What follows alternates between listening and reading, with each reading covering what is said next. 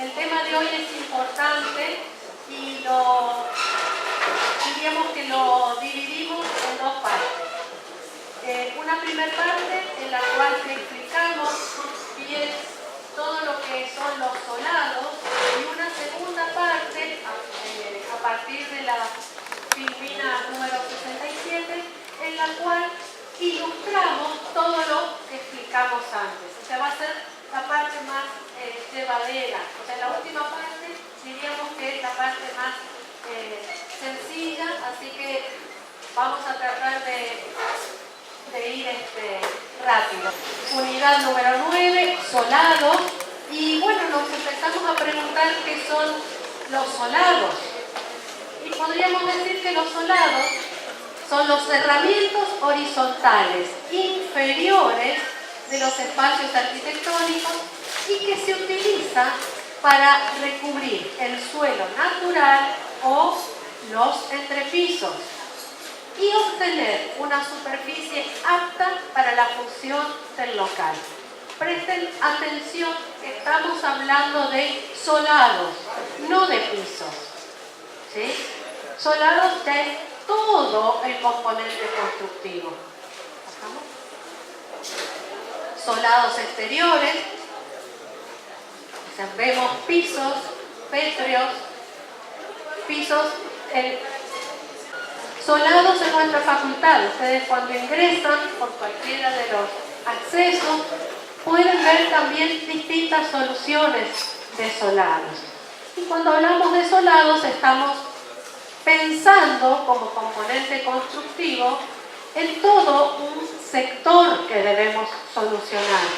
Acá ustedes ya conocieron fundaciones, conocieron paredes, lo que eran las mamposterías de fundación y de elevación. La semana pasada conocieron lo que es capa aisladora y se acuerdan que les habíamos anticipado que el tema de capa aisladora, el detalle de capa aisladora, no terminaba solo con la capa aisladora, sino que en un conjunto muy grande que decimos detalle constructivo a nivel de capa aisladora. La semana pasada vimos particularmente la capa aisladora. Hoy vamos a ver el conjunto de solados y la próxima clase veremos todo el conjunto que hace a los revoques y revestimientos de los paramentos. ¿Sí? Retomando lo que habíamos visto en la clase pasada y para ir metiéndonos un poco más en tema, para empezar a conocer los elementos de los cuales vamos a hablar en la clase de hoy, recordamos que tenemos ¿qué representábamos así? Las fundaciones. Seguíamos con ¿qué? ¿Con qué seguíamos? Mampostería de fundación. Después, ¿qué construíamos? La capa aisladora. Siempre y cuando tengamos los niveles de piso, construimos la capa aisladora, seguimos con la mampostería de elevación y a continuación construimos el primer elemento que vamos a conocer hoy, que denominamos contrapisos, que son estos componentes que estamos señalando en gris.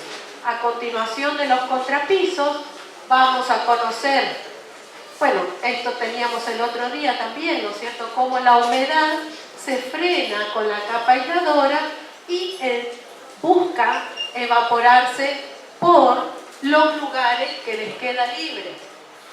A continuación del contrapiso vamos a conocer los componentes para fijar el piso propiamente dicho. Y digo los componentes porque según el tipo de piso vamos a tener uno o dos materiales que van a servir de asiento o pegamento del piso. Una vez que tenemos construido esto, completamos la capa aisladora con los cierres verticales, con las aislaciones hidrófugas verticales, y una vez que tenemos eso, colocamos los pisos. Una vez que están los pisos, colocamos los zócalos. Esto es a grandes rasgos. Bueno, y por supuesto queda totalmente interrumpido el paso de la humedad. Ahí se completa la barrera impermeable con estos dos elementos que colaboran en aislar hidráulicamente la pared. Este detalle, así como lo fuimos ubicando, posicionando, en la obra, muchas veces, en la mayoría de las veces, no se colocan los pisos y los zócalos hasta que no se hacen los revoques.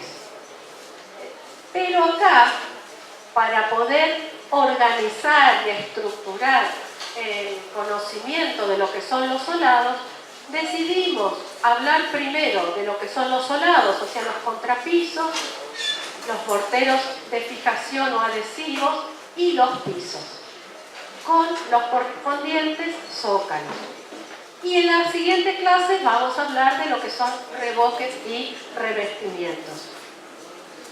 Entonces, hoy veremos contrapisos, los materiales o el sistema de colocación o fijación, pisos y zócalos. Bueno, ¿qué son los contrapisos?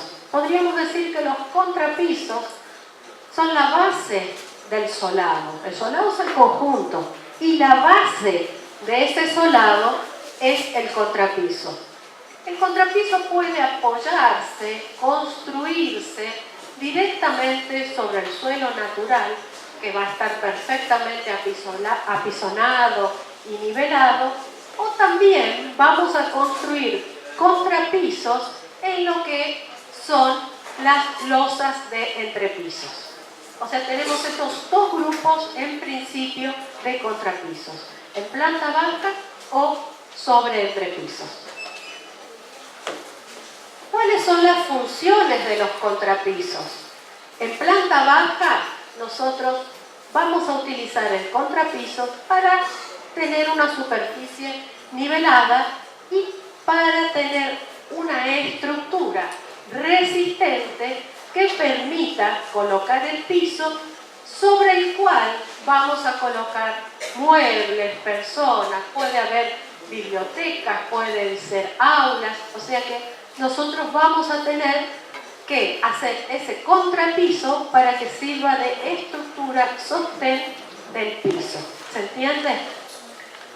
Cuando los contrapisos están en planta alta, también cumplen la función de nivelar la superficie y en algunos casos hacer de relleno.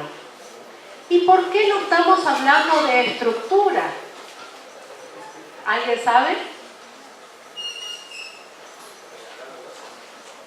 Exactamente, porque en los entrepisos ya está la losa de hormigón armado o de viguetas, que ya es la estructura resistente de lo que va a seguir por encima de la losa, o sea, el contrapiso, los morteros y los pisos. En planta baja, cuando hablamos de materiales de los contrapisos, vamos a tener que los más usuales, los contrapisos más usuales, se hacen con, a ver si se acuerdan, ¿qué quiere decir esto? Muy bien, hormigón aéreo reforzado pobre o... Muy bien, hormigón hidráulico reforzado pobre. Cuando necesitamos un contrapiso, que ya vamos a ver qué casos son, más resistentes, hacemos en planta baja contrapisos de hormigón armado. En planta alta, en cambio, ¿cuáles van a ser los materiales? El material va a ser el mismo que en planta baja cuando hablamos de hormigón aéreo reforzado pobre, con la diferencia que el agregado grueso va a ser de menor tamaño que cuando estamos en planta baja. No vamos a tener las mismas dimensiones de cascotes, porque no es una estructura, es un relleno. Entonces, vamos a tener que los cascotes de ladrillo van a ser más pequeños. También, cuando los contrapisos de planta alta pueden ser hormigones livianos. Estos hormigones livianos tienen dos funciones muy importantes en lo que son los entrepisos. A ver si se acuerdan cuando hablábamos de hormigones livianos. ¿Cuáles son esas ventajas? Que son livianos, o sea que la estructura total del edificio, la carga del edificio va a ser menor. Muy bien, esa es una. Y lo otro, muy bien, cuando estamos hablando de contrapisos en el último nivel, o sea, lo que sería la terraza de un edificio en altura, sirven como material aislante térmico. No es solo aislante, porque aislante, después llega el examen y dicen aislante. Bueno, ¿aislante qué? Y no saben si es hidráulico o térmico. Con materiales livianos estamos hablando de aislante térmico. ¿Se entiende? ¿Se van a acordar? Acá hay un ejemplo de un contrapiso en planta baja construido en construcción con armadura. O sea, va a ser hormigón armado. Están preparados para completar el contrapiso y se pone la armadura. La armadura puede ser de 15 por 15, de 20 por 20 y con hierros de distintos diámetros en función de la resistencia que necesitemos tener en ese contrapiso de hormigón armado. Al igual que cuando hablábamos de las fundaciones, siempre tenemos que separarnos del piso. Muchas veces se hace algo que llamamos hormigón de limpieza, o sea, preparamos la superficie y colocamos unos tacos para que la armadura quede separada del piso, ¿sí? Que la armadura no tenga contacto con la tierra, porque si no, no alcanza el hormigón a recubrir esos hierros y al poco tiempo esa estructura empieza a oxidarse y pierde efectividad como hierro. ¿Estamos?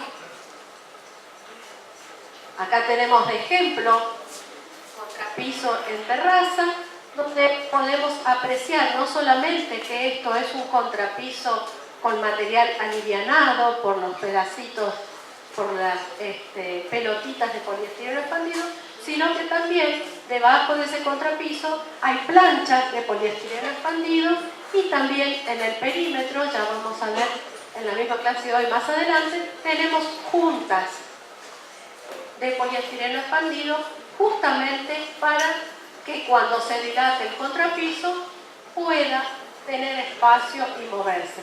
Cuando hablamos de los espesores de los contrapisos, decimos que cuando el contrapiso está directamente sobre la tierra puede oscilar entre 10 y 15 centímetros. Cuando está sobre la losa, como la losa ya tiene su estructura, el contrapiso puede variar de 6 a 8 centímetros. ¿Ven por qué la diferencia?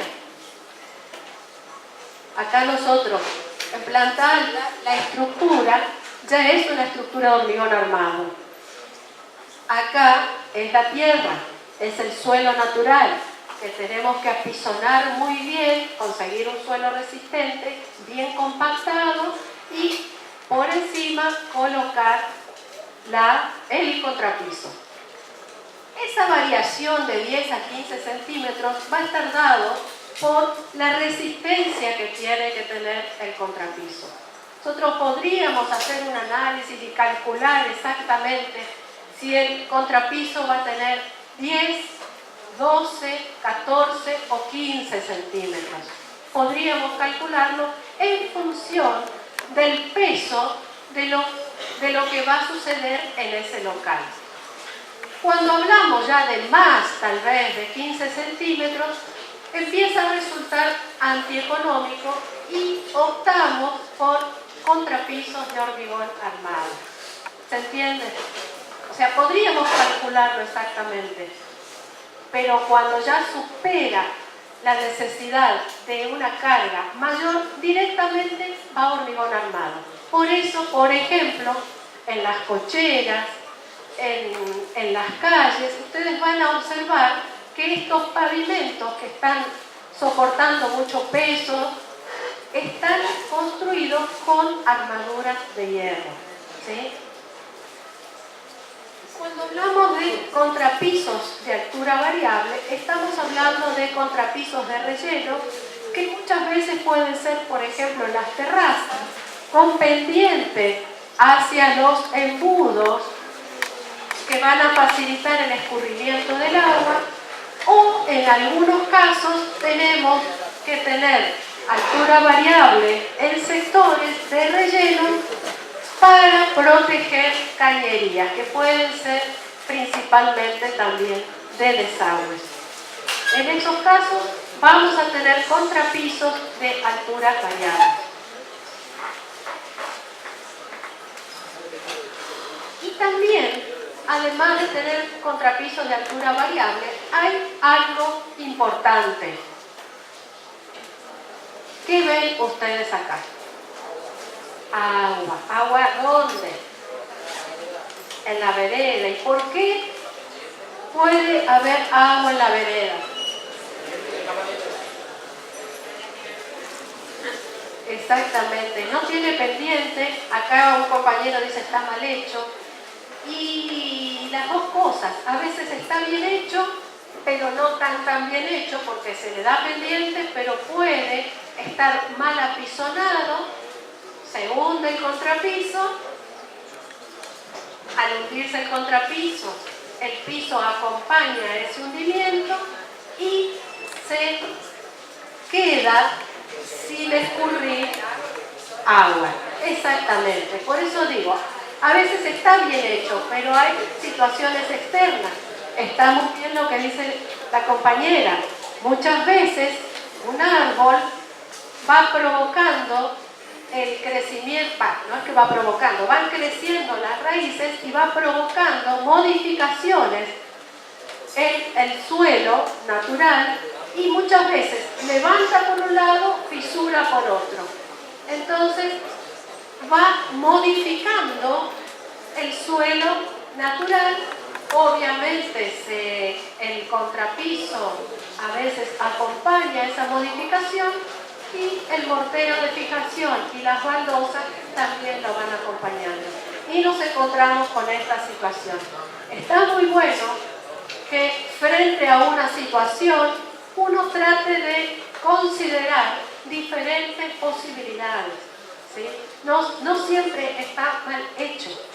Puede ser, pero también pueden haber factores externos que van modificando la situación.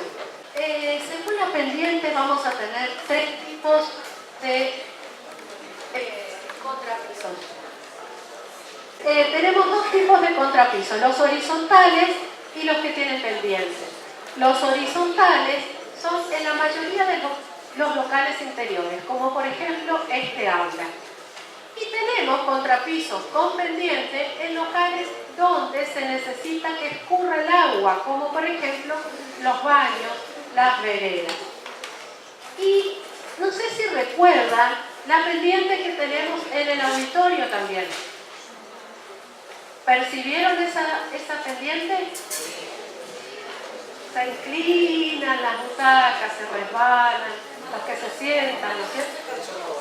Sí. Y en este caso la pendiente es para permitir que las últimas filas puedan tener buenas visuales hacia el frente, ¿no es cierto? Habíamos visto que estas pendientes podían ser planas, mejor dicho, los contrapisos podían tener pendiente o ser planos. Cuando son planos, pueden tener pendiente en un sentido o inclusive dos pendientes que convergen a un mismo punto, generalmente en las terrazas, convergen a un mismo punto o en balcones, que es el lugar donde se encuentra el embudo que va a recibir el agua de lluvia y que lo va a escurrir hacia las cañerías de desagües pluviales. Aproximadamente las pendientes son en los locales húmedos un 1%, en espacios exteriores y azoteas un 2%, y en veredas la Municipalidad de Resistencia exige tener un 2,5% de pendiente para facilitar el escurrimiento del agua. Vamos a ver en otro momento cómo es el cálculo de pendiente. No quisiéramos ahora demorarnos demasiado. Los que saben sacar porcentajes van a saber que el 1% es 1 centímetro por cada 100 centímetros o por cada metro, ¿sí? Cuando hablamos de 2,5%, estamos hablando 2,5 centímetros por cada 100 centímetros, o sea, por cada metro. ¿Se entiende? Si quieren por su cuenta ir buscando lo que es pendiente, pero no quisiéramos ahora demorarnos demasiado. Tal vez en la parte práctica, contrapiso sin pendiente. Vemos que las fajas son horizontales, fajas sin pendiente. Acá tenemos fajas con pendiente, o sea que tenemos el suelo nivelado, pero las fajas van acompañando la pendiente que va a necesitar este contrapiso. Y por último, tenemos, cuando hablábamos de pendientes que convergen a un mismo punto, vean ustedes cómo en forma radial se van construyendo estas fajas o guías que nos van a servir de guías para la construcción del contrapiso a un solo punto, donde les decía, por lo general van los desagües. Bueno, vamos a conocer brevemente cómo es el proceso constructivo de un contrapiso. Así como necesitábamos conocer el nivel de piso terminado para la construcción de ¿qué? La semana pasada,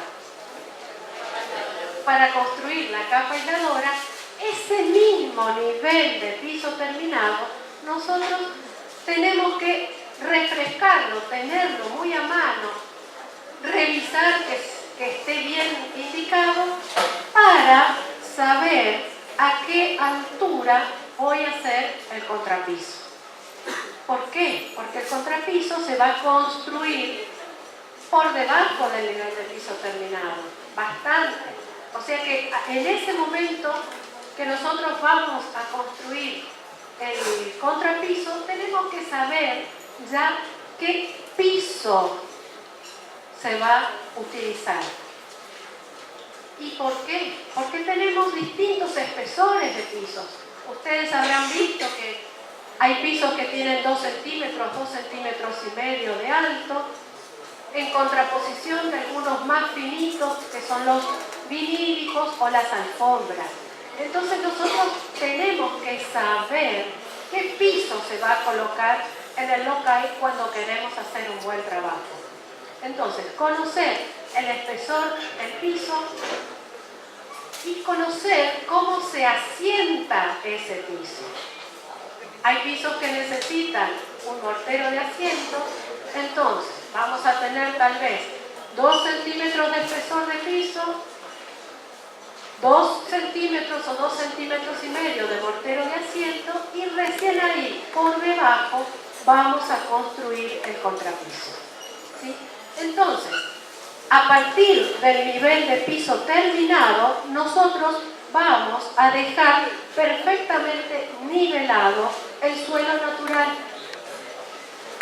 Va a estar muy bien apisonado y nivelado. Una vez que tenemos preparado el suelo natural, recién ahí vamos a colocar las fajas. Y esas fajas, van a tener una altura que va a corresponderse con el nivel superior de contrapiso. ¿Por qué? Porque al igual que la capa aisladora usábamos las dos reglas como guía, acá vamos a tener estas fajas que van a servir de guía para poder construir y nivelado el contrapiso.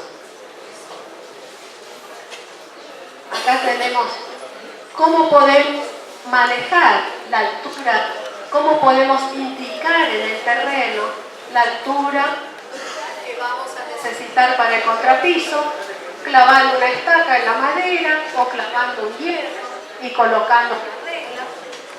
Acá tenemos una imagen de construcción sobre suelo natural con estas reglas que hablábamos ahí, y acá tenemos una imagen en la cual en planta alta estamos construyendo estas fajas que van a servir para nivelar.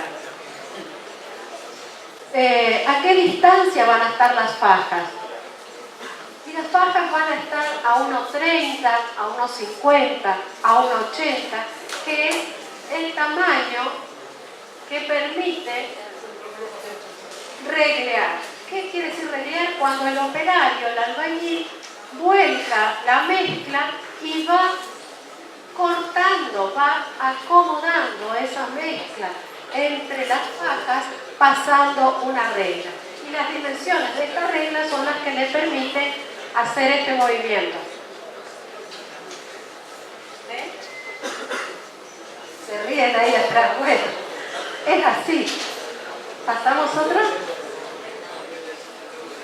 Una vez que tenemos esas fajas, por supuesto, tenemos que verificar que estén todas al mismo nivel. Y esas verificaciones se pueden hacer tirando hilos y controlando que en un sentido y en otro todos tengan la misma horizontalidad o la misma pendiente. ¿De acuerdo? A continuación se coloca la mezcla entre las fajas y se va pasando la regla. No me acordaba, ¿ven? Acá está el operario trabajando, sosteniendo la regla con guantes y pasando la regla entre fajas para retirar el excedente de mezcla.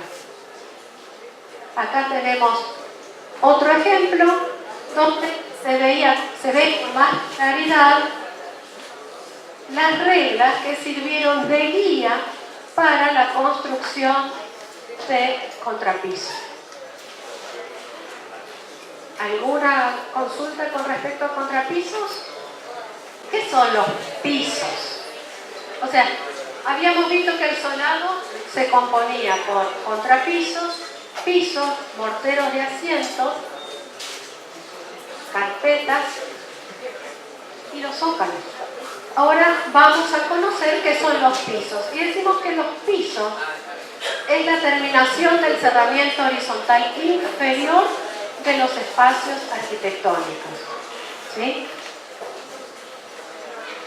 ¿Cuáles van a ser las funciones de esos pisos? A ver, ¿quién puede decirme algunas funciones de los pisos? ¿Cómo? Pisar, perfecto. ¿Qué se entiende por pisar? Caminar tranquilamente sin tropezarse, sin doblarse el pie, sin resbalarse, ¿sí o no? Por un lugar limpio. Bueno, entonces empecemos. A ver, funciones técnicas. Una. Estética, vamos a decir. Bueno, estética, sí. O técnicas y estéticas, las que quieran. Funciones.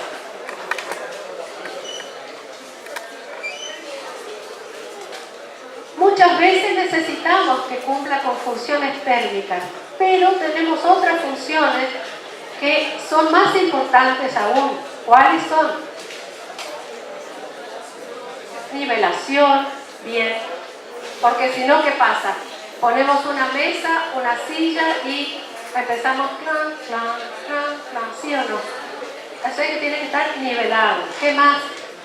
Que no pase la humedad, muy bien. ¿Qué más? Resistencia al desgaste. Bueno, dentro de las funciones técnicas tenemos resistencia al desgaste, durabilidad, facilidad de limpieza, impermeable, antideslizante, aislante eléctrico, ¿sí? Hay pisos que nosotros necesitamos fundamentalmente como prioridad que sea aislante eléctrico, que es de una zona donde hay muchos tableros de electricidad, una sala de datos. Entonces ahí ponemos pisos que son muy aislantes térmicos, como por ejemplo pisos de goma, ¿sí? Aislantes térmicos y acústicos, que están en último lugar porque no son funciones técnicas preponderantes. También tenemos otras funciones como son, por ejemplo, a ver cuáles teníamos. Requerimientos de pisos especiales, como los pisos técnicos, que los vamos a ver más adelante, los pisos industriales, que los vamos a ver más adelante, y funciones estéticas. Muchas veces preferimos elegir un tipo de solado en lugar de otro ante las mismas respuestas a los requerimientos, porque resuelve estéticamente mejor ese espacio. ¿Cómo se hace la colocación de los pisos? Esto presten atención, porque esto es clave, y no estoy exagerando, es clave para poder elegir cómo se va a adherir el piso. ¿Sí? Nosotros tenemos que conocer el piso que se va a colocar para poder definir cómo se lo va a fijar, ¿sí? Y tenemos dos grandes grupos: los pisos que tienen estructura propia y los pisos que no tienen estructura propia. Cuando hablamos de pisos que tienen estructura propia, estamos hablando de pisos que de por sí ya son resistentes. Y tenemos otro gran grupo de pisos que no tienen estructura propia, que si ustedes piensan un momento se van a dar cuenta cuáles son. ¿Cuáles pueden ser? ¿Qué pisos ustedes conocen que se doblan, por ejemplo? Son flexibles, exactamente. Acá dice la madera, sí. Tienen una estructura propia, pero no es suficiente. ¿Qué otros? La madera, ¿qué más? Pisos flotantes, muy bien. ¿Qué más? Pisos de plástico, vinílicos, muy bien. Pisos de goma. Alfombras, microcementos. Exactamente. Son pisos que necesitan tener una base, una estructura para que los acompañe y que no se rompan, para que puedan cumplir su función. Entonces, cuando el piso tiene estructura propia, lo colocamos, lo adherimos al contrapiso con morteros de asiento. En cambio, cuando tenemos pisos que no tienen estructura propia, necesitamos agregar una estructura denominada carpeta de nivelación. Esa carpeta de nivelación, vamos a ver más adelante, es una carpeta resistente, bien nivelada, que va a permitir colocar un adhesivo y así poder colocar el piso. Este cuadro tienen que tratar de comprenderlo y recordarlo, porque en el examen casi siempre preguntamos sobre esto.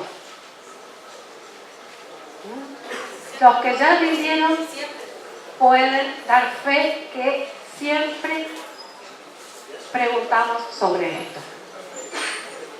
Bueno, Si esto se entiende, estamos bien. Y si no se entiende, por favor, levanten, pregúntenme, lo explicamos de nuevo. Es importante entenderlo. Ya vamos a ver cuáles son los pisos que tienen estructura, pero por ejemplo, estamos parados en este momento en el aula sobre pisos graníticos. Estos pisos tienen estructura propia, tienen un espesor, están construidos con piedritas, con cemento. En cambio tenemos todo otro grupo que no lo tienen, no tienen estas características. Para ese grupo tenemos que complementar con las carpetas de nivelación. ¿Sí? Piénsenlo. Por ejemplo, en este caso tenemos la colocación de pisos que tienen estructura propia y se colocan con mortero aéreo reforzado. Vamos a ver un video cortito de lo que es la colocación de pisos graníticos.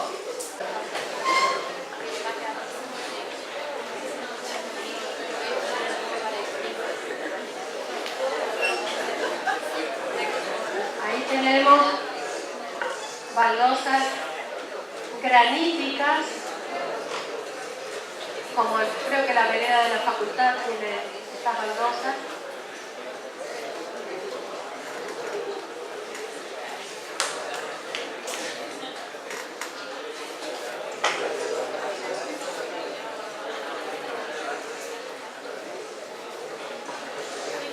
Acá no se ve en la imagen, pero acá hay un hilo. Acá hay un hilo que guía justamente en qué nivel tiene que estar cada uno de estos elementos del piso. ¿Ven cómo va colocando la mezcla y va sentando con esa misma herramienta? Es interesante que puedan o que aprendan a entrar a las páginas originales de las principales fábricas de productos que tenemos, porque además de dar información de primera mano, están las fichas técnicas, están los videos de cómo se colocan, muchas veces los videos de cómo se construye, y eso es un aporte muy, muy importante, muy valioso al momento de que tengan que estudiar la asignatura, porque todo esto que estamos explicando, ustedes lo van a ver de otra manera, o comprender o recordar de otra manera, a medida que puedan verlo en los videos. Por eso la recomendación es ir a las páginas de los fabricantes. Bueno, vimos en ese video que muy cortito cuáles son los pasos para colocar pisos que tienen estructura propia. Una vez que tenemos el contrapiso, nuevamente vamos a corroborar los niveles y vamos a ir colocando guías que pueden ser reglas de metal y hilos, como le mostró Gabriela, recién en el video. Esos hilos nos van a ir señalando la distancia o el eje que van a tener cada una de las piezas que tenemos que colocar. ¿Por qué? Para mantener las juntas y no que tengamos la junta entre pisos en un sector de 2 milímetros, después de 3 hiladas de 4 milímetros, y que realmente la totalidad del piso quede de manera desprolija, con juntas irregulares. Entonces, este tipo de pisos ayudamos con las reglas y con los hilos y la cinta métrica. Siempre tenemos que estar acompañados de herramientas que nos permitan verificar que la construcción está siendo bien hecha.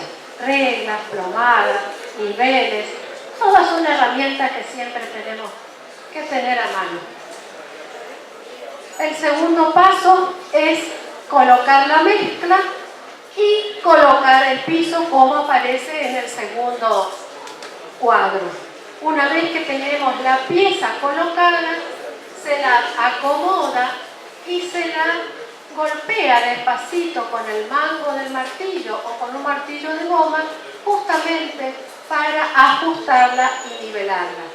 Una vez que visualmente vemos que está bien colocada, controlamos con el nivel de mano en un sentido, en otro sentido, para que podamos verificar que esté perfectamente nivelada de ambos lados.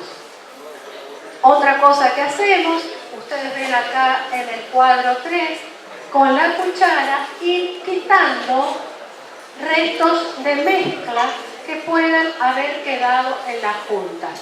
¿Por qué? Porque posteriormente vamos a proceder a un trabajo que se llama de colocación de pastina o pastinado.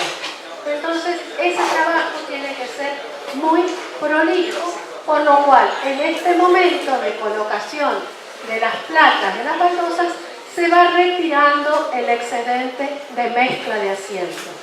Una vez que terminamos de colocar en un sector, seguimos con el mismo procedimiento, corremos los hilos, marcamos las puntas y una vez que se terminó de colocar el piso y los zócalos también en el local, recién ahí se procede a colocar la pastina. Pasamos otra vez.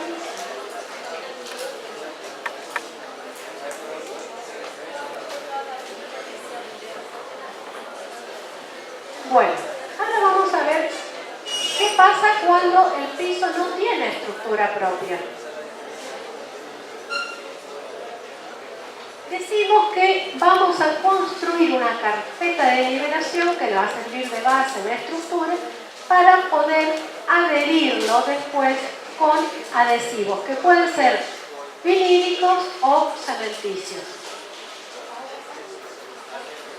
Entonces, la carpeta de nivelación podemos definirla como una base de mortero de cemento nivelado y alisado para asentar pisos delgados y sin suficiente estructura, con pegamento de tipo sintético o cementicio.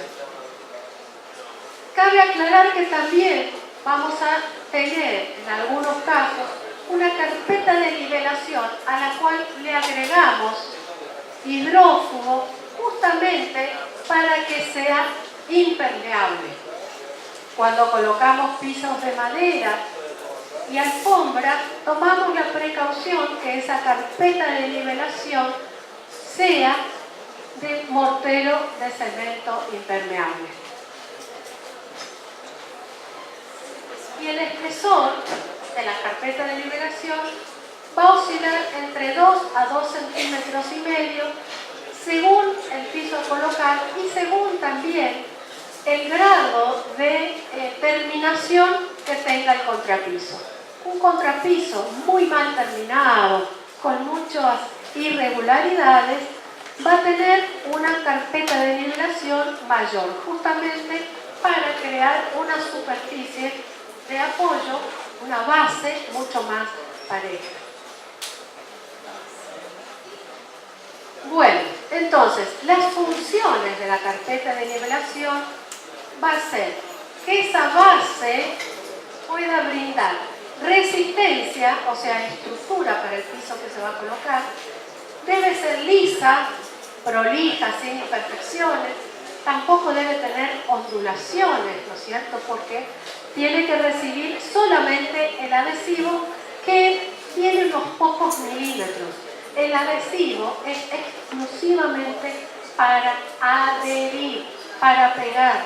El espesor es muy pequeño, así que la carpeta tiene que estar perfectamente nivelada, sin imperfecciones, sin ondulaciones, porque si no, se van a reflejar en el piso, ¿sí? Según el tipo de piso que se coloque, la carpeta tiene que ser impermeable y tenemos otros casos que se puede utilizar las carpetas como carpetas de terminación.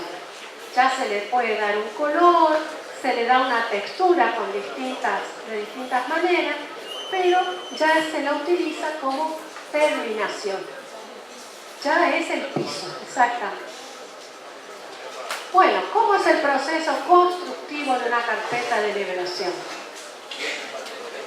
Nuevamente recurrimos a verificar que los niveles que habíamos marcado todavía estén bien marcados en el lugar que corresponde. ¿Por qué digo esto? Porque muchas veces en la obra se salpica, llueve, no está techado tal vez todavía y se borran los niveles. O si están en una estaca, tal vez se golpea la estaca, se cambia de lugar, si era un hilo se movió. Entonces lo que hay que hacer previo a la ejecución de la carpeta de nivelación es nuevamente tomar los niveles. ¿Por qué? Porque nos estamos acercando cada vez más a la colocación del piso. Y el piso, ustedes van a aprender más adelante, que se relaciona también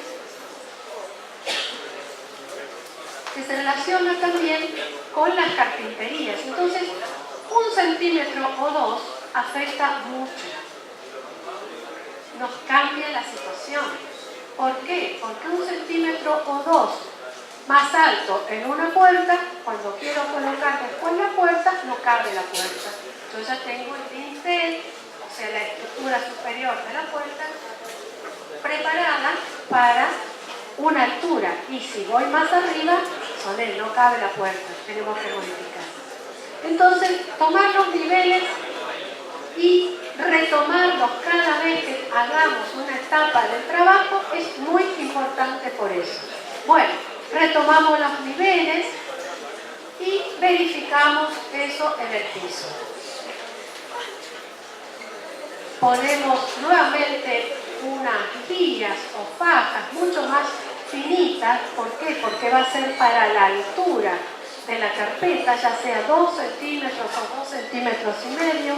Pasamos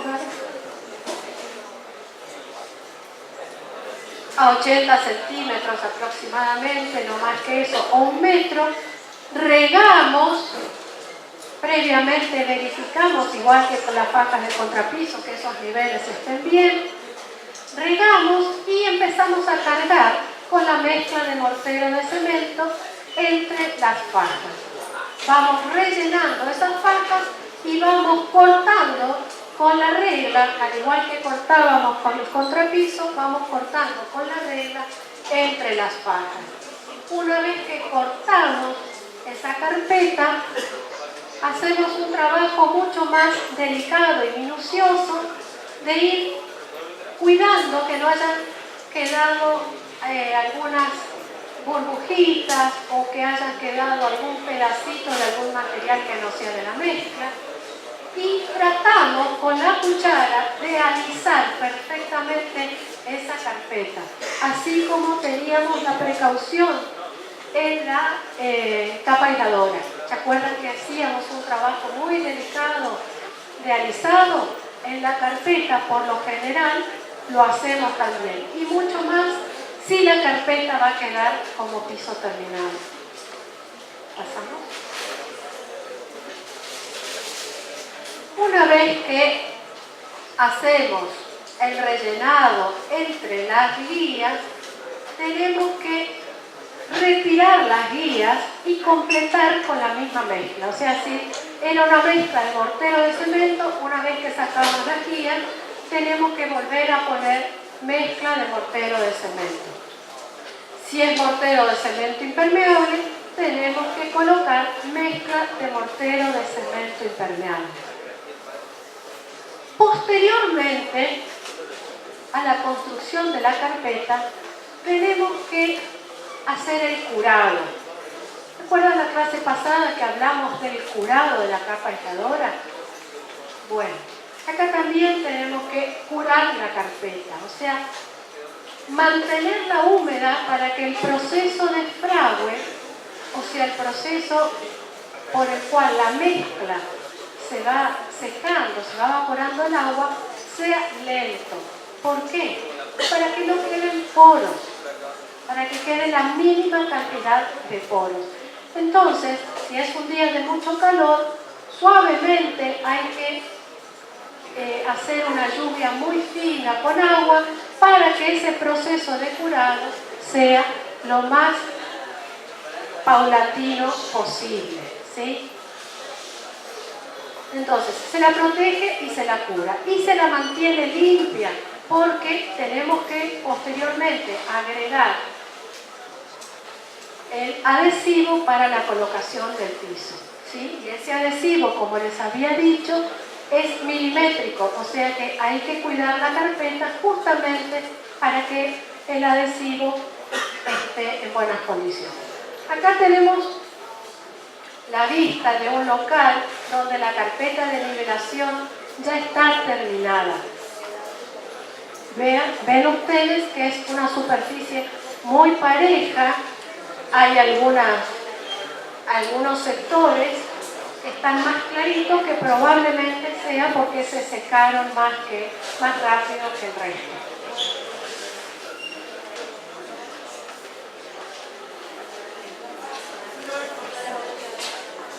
Bueno, tenemos la carpeta. Entonces ahora vamos a ver qué pisos colocamos sobre esa carpeta. Entonces, acá tenemos el ejemplo de la colocación de piso cerámico sobre la carpeta de nivelación. Ven ustedes el espesor del piso cerámico, que apenas tiene tal vez 6 milímetros. Es muy delgado, necesita esa carpeta, esa estructura, justamente para no quebrarse, no fisurarse. Y en el gráfico, en el dibujo, está muy clarito con qué herramienta se va colocando ese adhesivo. Y ese adhesivo se coloca con una llana dentada. ¿Por qué dentada? Porque tiene unos dientes que les permite ir generando este relieve para que cuando se coloque el piso pueda acomodarse mejor. Estos otros elementos se denominan separadores, que lo ven en la foto grande también, y es justamente para mantener la misma junta en todo el local, en todo el piso de ese local.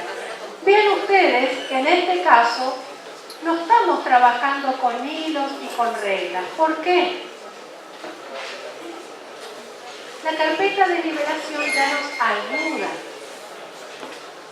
Tenemos la carpeta de nivelación con un nivel muy clarito y tenemos la llana dentada, que les cuento muy rápido. Según el tipo de piso vamos a tener distintas alturas esos dientes. ¿Por qué? Porque va a ser distinta la cantidad de mezcla en función del tipo de piso. Entonces está todo calculado para no necesitar ver demasiado en la parte de superficie. Lo mismo siempre, la recomendación es estar con el nivel de mano controlando que no nos quede alguna placa de piso desnivelada. Y para mantenerlas juntas, colocar separadores. Algunos colocan un clarito de distinto diámetro, claritos finitos, claritos un poco más gruesos. Todo va a depender de la junta que sea necesaria para determinado piso. Otro piso que necesita una estructura es la alfombra. ¿Sí? La alfombra es un material muy flexible. Entonces necesitamos una estructura resistente para poder asentarnos. En este caso vamos a ir viendo, pasamos otra. Tenemos la carpeta de nivelación, se colocan unos rollos de un material que se llama bajo alfombra, se pone una capa, posteriormente se coloca otra capa, luego viene el adhesivo y por último se coloca la alfombra. ¿Sí? Para las alfombras necesitamos también ciertas terminaciones. Al unir dos alfombras se puede colocar cubrejuntas, se llaman, o debajo de las puertas. A veces tenemos un pasillo con piso cerámico o un baño con piso cerámico y al entrar al dormitorio nos encontramos con la alfombra. Entonces tenemos elementos que nos permiten dar prolijidad a esa unión y se llaman cubrejuntas o tapajuntas. También podemos llegar a tener zócalos del mismo material o colocar zócalos de madera. ¿Pasamos ahí?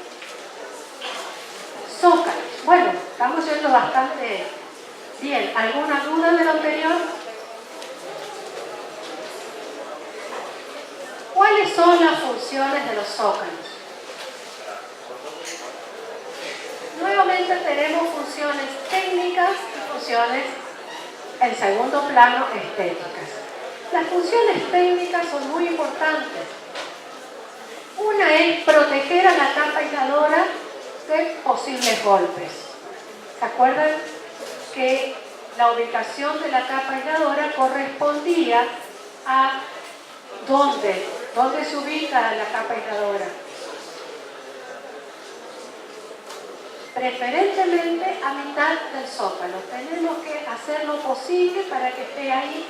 Entonces el zócalo es un elemento que le da protección para los golpes. Y por otro lado es complemento de la capa aisladora para evitar el ascenso de la humedad. ¿Por qué? Porque ya sean adhesivos o morteros de asiento, ambos tienen que ser impermeables en planta baja para evitar el ascenso de la humedad del suelo de fundación. ¿Se acuerdan de ese primer grafiquito al comienzo de la clase en lo cual teníamos el contrapiso, las carpetas, el mortero de asiento impermeable y luego colocábamos pisos y zócalos? Bueno, todo eso colabora para conseguir impermeabilizar el muro. Decimos por eso que es complemento de la capa aisladora. Por último, al igual que en el tema de los pisos, tenemos situaciones estéticas que es resolver estéticamente lo que es el piso y el zócalo. Entonces muchas veces utilizamos el mismo material y otras veces elegimos otro material. Además, el zócalo ayuda no solo a proteger, sino a la limpieza del local. ¿Sí? Entonces no se ensucia la pared. Y vamos a ver ahora en los tipos de zócalo, que vamos a tener zócalos rectos y sanitarios. Por eso estoy hablando de lo que es la protección, la aislación y la limpieza. Para ver si están despiertos, las dos primeras funciones corresponden a zócalos en planta baja o en planta alta. Porque fíjense que son justamente dos funciones muy importantes, pero es en planta baja. En planta alta y en planta baja sería la tercera función, que es resolver el encuentro de piso y pared. ¿Tenemos zócalo nosotros en este aula? ¿Y saben de qué material es? Del mismo que el piso. ¡Ay, qué buena respuesta! ¿Y de qué material es el piso? Muy bien. ¿Y el mosaico granítico tiene estructura o no tiene estructura? Entonces, ¿con qué material lo asentamos al piso granítico? ¿Y hacemos la carpeta de nivelación? Muy bien. ¿Aprobaron todos? Aprobaron. ¿Están listos para rendir el examen final? Bueno, fíjense los tipos de zócalos, cómo vamos a resolver los encuentros. Hay de dos tipos básicamente. Los rectos, ¿sí? Los rectos, fíjense el encuentro que hay entre el material del piso y el zócalo, y esto tiene 90 grados, es recto. Y este otro zócalo, fíjense que es curvo, y acá se encuentra con el nivel del piso. Este se llama zócalo sanitario. ¿Por qué se usa este zócalo sanitario? A ver, ¿qué les parece? ¿Cuándo necesitamos usar? ¿Qué ventaja tendría ese encuentro, que es como un encuentro más redondeado con respecto a este que es bien a 90 grados? Que no quede agua. Puede ser para mejor limpieza. Esto se sigue usando, se usa actualmente especialmente en qué lugares si queremos tener una buena limpieza y desinfección. En los sanatorios, en los hospitales, en los quirófanos, en todos los lugares que son de salud, incluso lugares públicos, como aeropuertos, lugares donde vamos a tener que tratar de limpiar lo mejor posible. Acá hay otros tipos de zócalos rectos.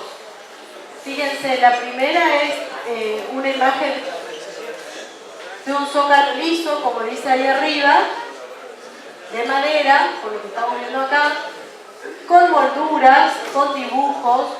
O sea que el zócalo, además de tener esa función técnica que estábamos diciendo, tiene una función estética también. Puede ser un elemento que resalte en el espacio y que incluso decore, que no solamente esté haciendo. Fíjense esta otra imagen, todo lo que se puede lograr con el zócalo. Incluso tienen zócalos que ya tienen previstos orificios para que uno pase cables por esos zócalos.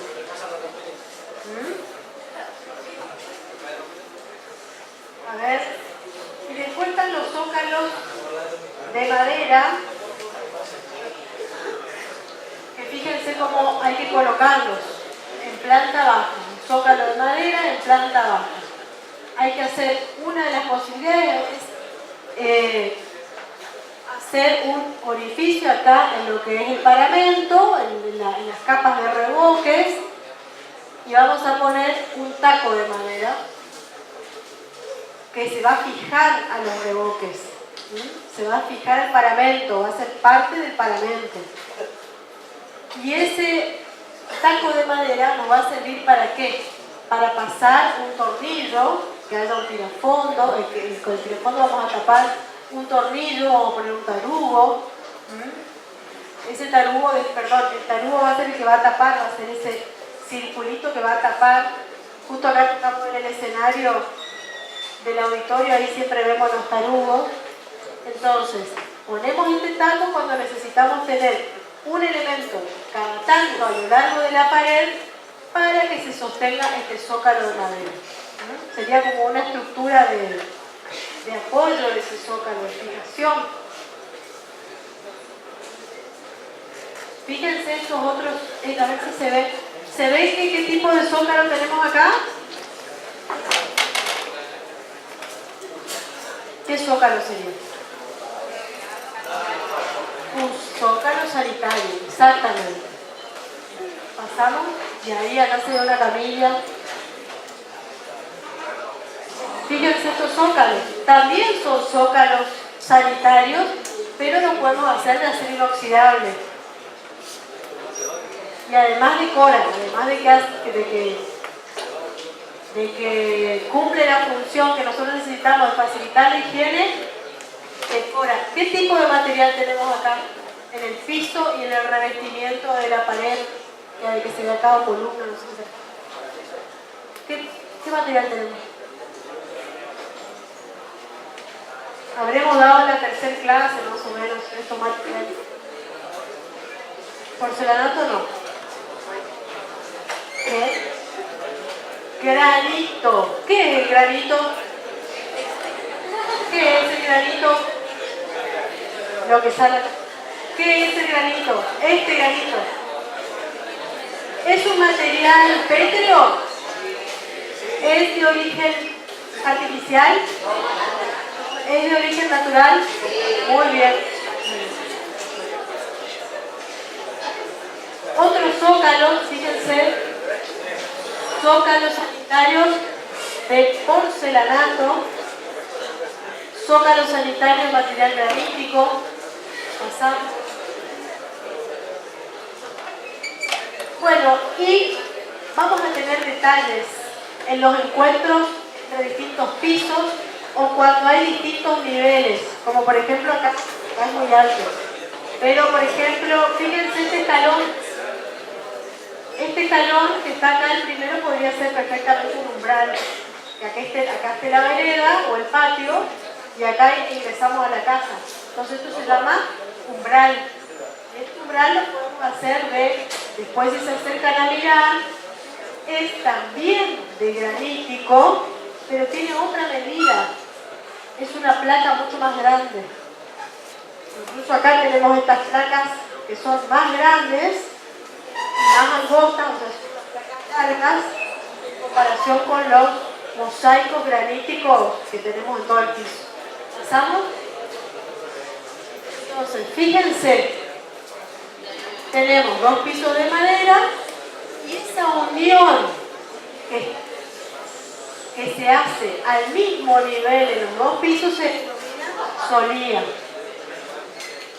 En la imagen de arriba está el piso, los pisos no se encuentran, no hay solía.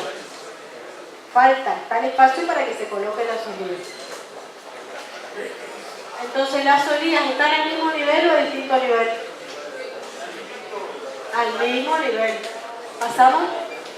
Los umbrales, en este caso hay una diferencia entre un piso y otro piso que aparentemente es exterior, y este es un umbral ¿de qué material? ¿De qué material parece? De madera. Umbrales de materiales premoldeados, umbrales de acero inoxidable. Y las juntas de dilatación que vimos también en la primera clase, cuando vimos propiedades de los materiales. ¿Para qué sirven las juntas de dilatación? Cuando se hace así ahí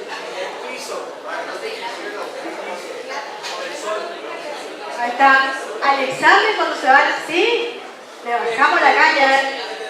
Profe, cuando el piso así, cuando el cosito del coso, entonces ahí le ponemos las puntas.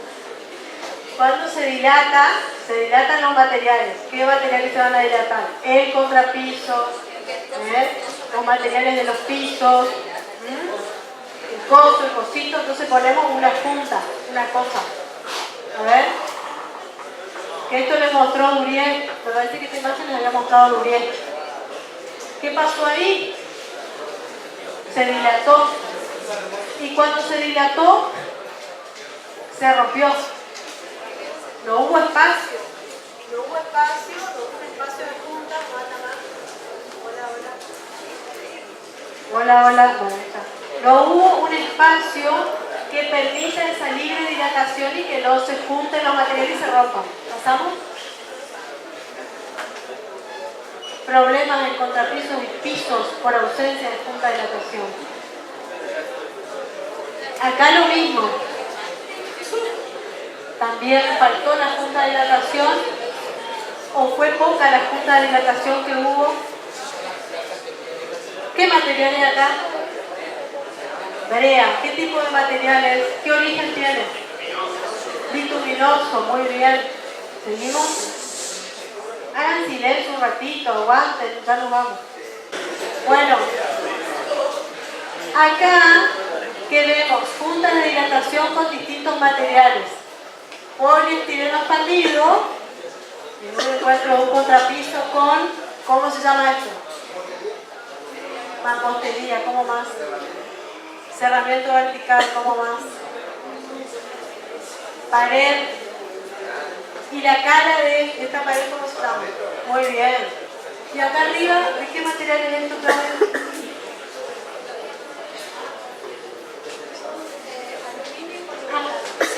Ahí está. Aluminio, acá se ve como una capa de aluminio, una plaquita de aluminio, ahí está, y poliuretano. Que el poliuretano es un material denso, pero es flexible, se puede deformar. Entonces, si los materiales que están al lado se dilatan, esta espuma poliuretano es flexible y puede absorber esa diferencia. Hasta recién estuvimos explicándoles la primera parte de solado, donde hablábamos de contrapisos, porteros de asiento, carpetas, pisos y zócalos. Ahora les vamos a pasar distintos tipos de piso, vamos a ir contándoles lo más rápido que podamos, distintos tipos de pisos, sus formas de colocación. Es lo que le dijimos que le vamos a dejar para el final, para ilustrar, para que les sirva para la actividad del taller y que vean como más rápido. Bueno, esto que ustedes están viendo, no sé si desde atrás se verá bien, es un sistema de pisos técnicos. Muchas veces se utilizan estos sistemas de pisos técnicos en locales en los cuales la cantidad de instalaciones que van por debajo necesitan un permanente cambio. Entonces se opta por hacer una estructura. Esto que ustedes ven acá es la carpeta. Hacemos una estructura de hierro galvanizado que eleva la colocación de los pisos y por debajo van a ir las instalaciones. Este es un sistema. Tal vez más probable que este piso sea, por supuesto, un piso que tiene que tener estructura propia, ¿no es cierto? Porque si no tendríamos que de nuevo pensar en carpetas, en adhesivos. Tienen estructura propia, apoya en los laterales y arriba se cumplen las funciones de las oficinas y por debajo van los cables. Pisos pétreos naturales, vamos a ir rápido con este.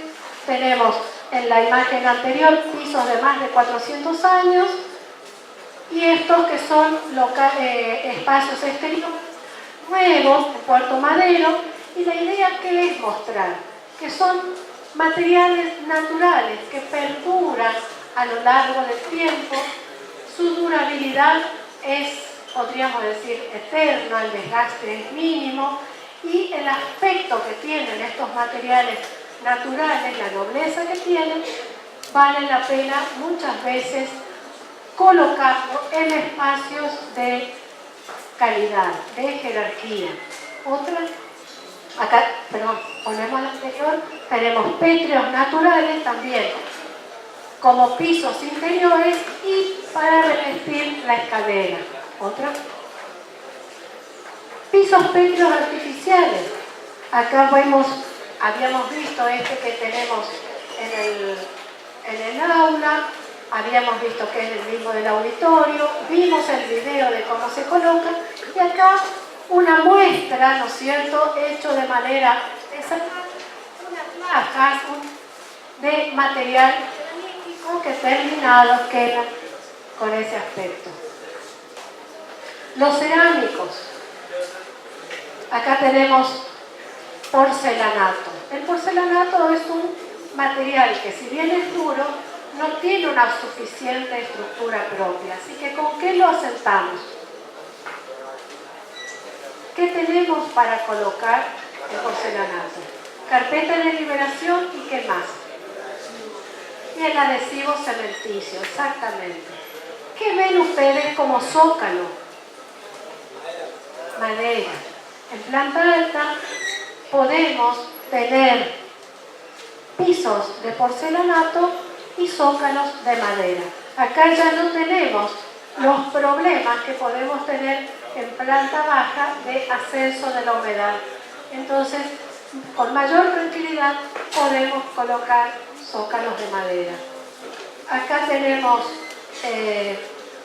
pisos de porcelanato. Vean ustedes, alcanzan a ver desde atrás, esto es la carpeta. Este relieve es el material adhesivo cementicio que se colocó con la llana dentada, con el relieve, y acá tenemos una junta entre estos diferentes pisos. Los calcáreos, dentro de los calcáreos podemos encontrar inclusive distintos tipos de pisos, y los calcáreos son pisos que ya tienen estructura propia. Vean ustedes el espesor que tienen, y ya tienen, al tener estructura propia, ¿con qué los asentamos?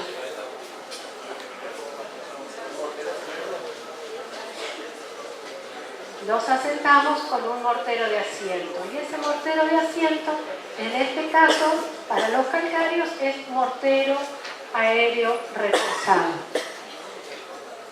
Pisos calcáreos, estos pisos antiguos que ustedes ven, estos son pisos calcáreos. Más pisos calcáreos, utilizando, que tienen cierta irregularidad, lo que hace que sean buenos antideslizantes. ¿Dónde los colocarían?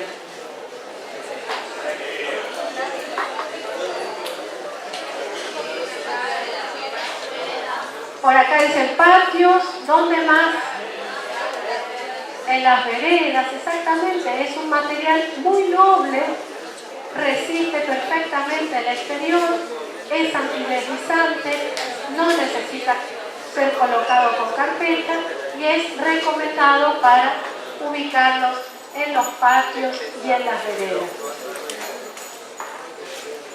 Pisos colocados en ladrillos comunes con detalles de terminación también en ladrillo.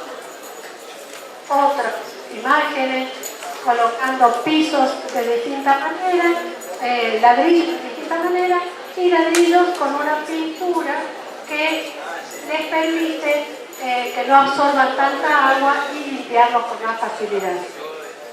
En los pisos de ladrillos al exterior también pueden ser colocados sobre mantos de arena, siempre y cuando tengamos la precaución de hacer un borde que contenga la arena y que contenga las piezas de ladrillo. Acá estamos nuevamente con pisos al exterior, están colocadas sobre un manto de arena, y vean ustedes que se utilizan hilos justamente para darle regularidad a las puntas. Este tipo de piso es un piso calado que permite que el pasto crezca, entonces se consolida, y no es un piso 100% de material, sino que permite el crecimiento del pasto a través de sus huecos. Es muy resistente, pero para que sea más resistente no tiene que estar colocado bajo un manto de arena, sino que tendría que ya tener un suelo muy bien apisonado y nivelado, y apenas un manto de arena. Pisos de madera, los usos pueden ser en el exterior o el interior, y tenemos algunos pisos de madera especiales. Tenemos en el exterior, por ejemplo, los decks de madera. Otro. Acá tenemos una imagen en lo que se ve la construcción de un deck de madera, donde estamos viendo arriba la madera que queda a la vista, y por debajo se va construyendo un entramado de madera sobre el cual se van pegando, se van uniendo, se van atornillando, se van atando de distintas maneras, se van vinculando las tablas. Entonces, un entramado que está sosteniendo el piso o deck de madera. Y acá tenemos ejecución de pisos de parquet, tenemos cómo viene la madera, cómo se la va colocando. Vean que tenemos un recorte que se denomina machiembrado y distintas formas de colocación que se llaman punta trabada, bastón roto. Acá tenemos justo que están colocando a bastón roto. ¿Cómo es el procedimiento? Esto que ustedes ven, ¿qué es? La carpeta de nivelación. Sobre la carpeta de nivelación, ¿qué estamos colocando? Pintura asfáltica. ¿Se acuerdan de la capa aisladora? Que también, una vez que teníamos realizada la capa aisladora horizontal, colocamos pintura asfáltica para terminar de impermeabilizar, sellar los poros, que ningún porito permita el paso de la humedad. Bueno, acá lo mismo, en una carpeta colocamos pintura asfáltica y arriba de la pintura asfáltica un fieltro para dar cierta unidad a todo. ¿Se alcanza a ver? La pintura asfáltica y el rollo fieltro asfáltico. ¿Para qué se coloca con la pintura asfáltica en ese fieltro? Para que no pase la humedad. ¿Y por qué necesitamos que no pase la humedad? Ese piso de madera, ¿qué propiedades tiene? ¿Se va a deformar? ¿Por qué?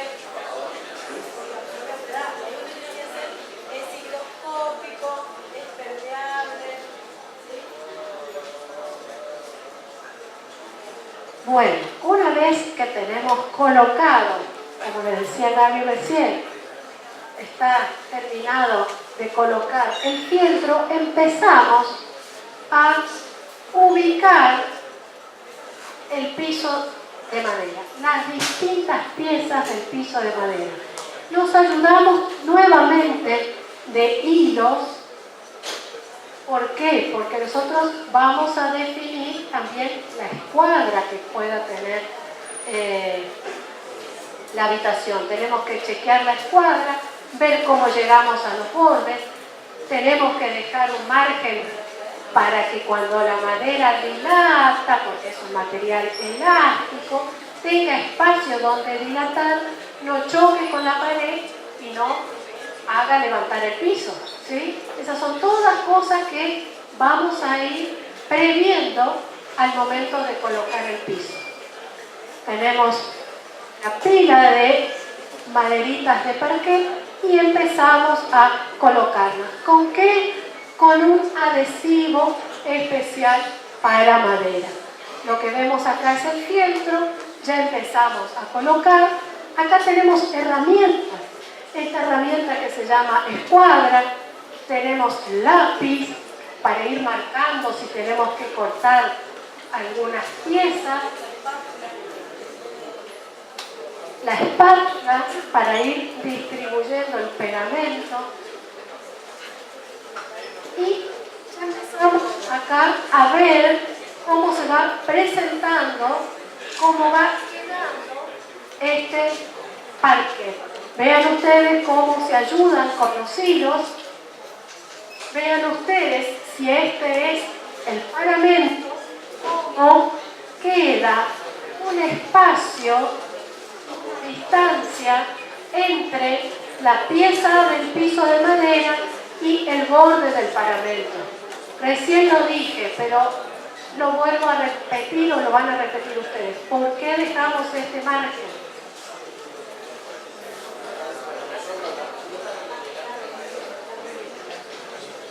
¿Para qué queda el espacio? Exactamente, la dilatación de la madera. También acá ayudamos para, como cada una de estas piezas de madera se van encastrando por el machimbre, nos ayudamos de un martillo que tiene recubierto en madera, la parte donde se golpea la madera. Pasamos otra vez.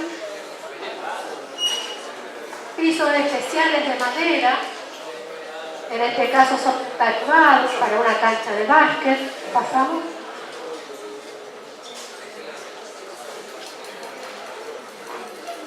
Llamamos entarugados de madera. Lo vemos un poco más amplio. ¿Por qué? Porque para la colocación utilizamos unos taquitos a los que atornillamos esta madera y muchas veces, por cuestiones decorativas, utilizamos un taquito de una madera de un tono distinto, un taponcito, para crear este detalle de piso tarugado en madera. Acá vemos como la construcción de lo que le decía. ¿Qué tenemos acá? ¿Qué es esto? Contrapiso, muy bien. ¿Qué tenemos acá?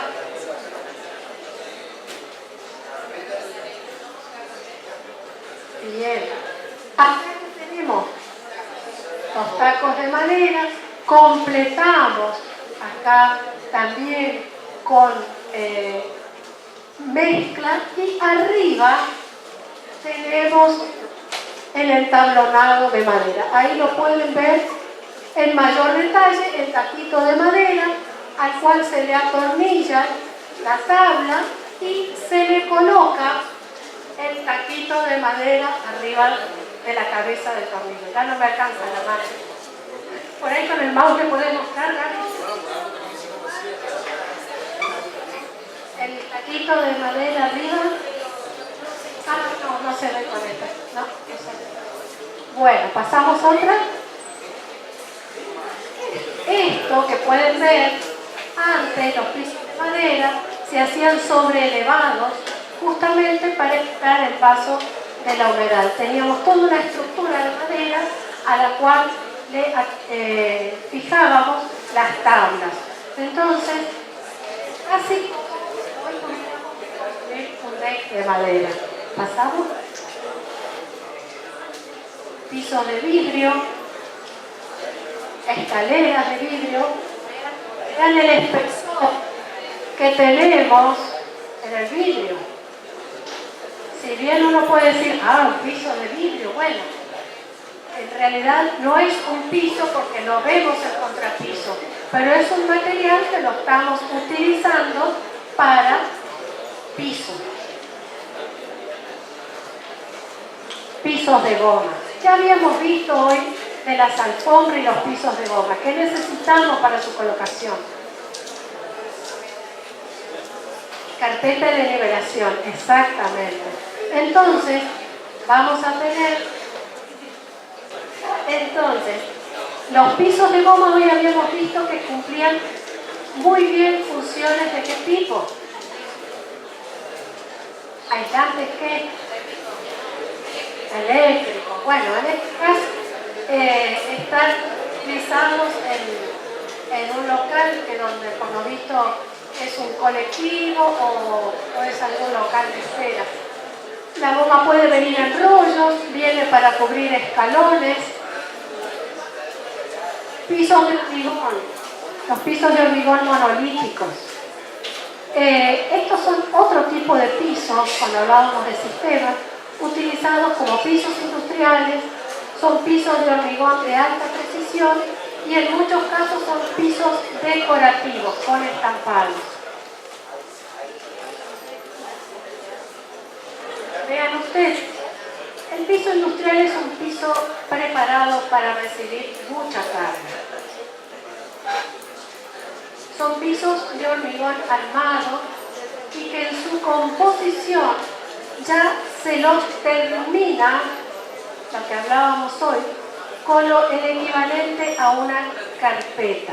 En realidad, el mismo piso, en su última etapa, cuando está fraguando, se le agrega materiales que sirven para endurecer la capa superficial y con unas máquinas especiales que algunos conocen y se les denomina en la jerga de la construcción helicópteros, se los va pasando, se los va alisando y se va creando una superficie continua, muy lisa y casi brillante. Esto se utiliza mucho en las industrias. Bueno, acá estamos viendo el interior de una industria con la señalización en amarillo para saber por dónde deben circular las personas, por dónde deben circular las máquinas, ¿cómo se llaman? Los zapping o montacargas. Son justamente pisos muy resistentes para soportar toneladas por metro cuadrado. No estamos hablando de unos pocos kilos, estamos hablando de toneladas por metro cuadrado. ¿Se terminó? Bueno.